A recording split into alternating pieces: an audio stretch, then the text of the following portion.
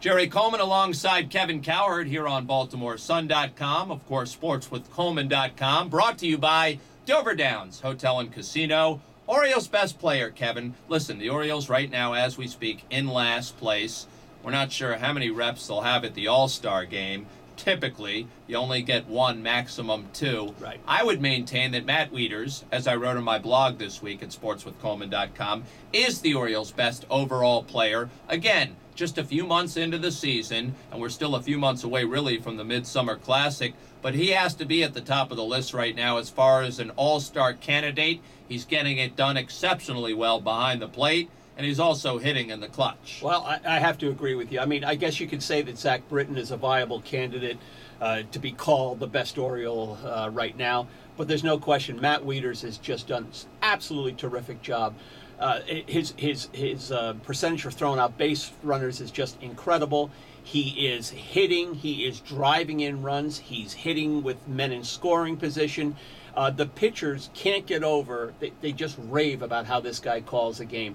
I had a chance to talk to Matt yesterday. He's feeling more relaxed than he ever has. Had a chance to talk to Mark Connor, the pitching coach, about Matt.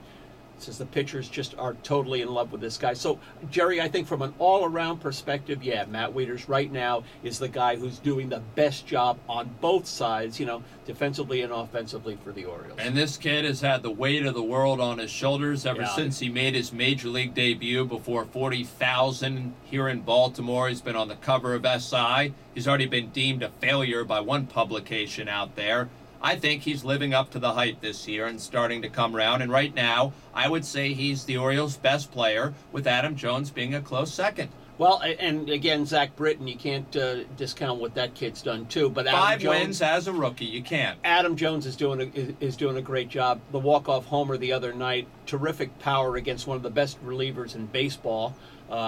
So he has to be considered too. But Matt Wieters, with his all-around play, just been sensational. And, part of that, Jerry, is Matt Wieters said last year, no matter what the critics said about him, he doesn't set goals for himself. He never said, I want to be a Hall of Fame catcher, I want to be this, I want to be that. So he didn't, by and large, he didn't listen to a lot of that criticism. And I think that's a real plus for a young guy. You just got to find a way to tune it out and just do your job, keep getting better year after year, and I think he's certainly done that. Now, of course, it's not our style to be negative, but who would be the Orioles' worst player at this juncture? Would it be Mikey Gonzalez or Mark Reynolds, or am I omitting someone? Well, both of those guys. I mean, poor Gonzalez seems to be a mess right now. His body language on the mound is awful. He can't get guys out. He can't locate his fastball. Mark Reynolds obviously still struggling, although you knew he was going to struggle. And let's not forget Nick Markakis, Jerry. I mean, just looks lost at times at the plate.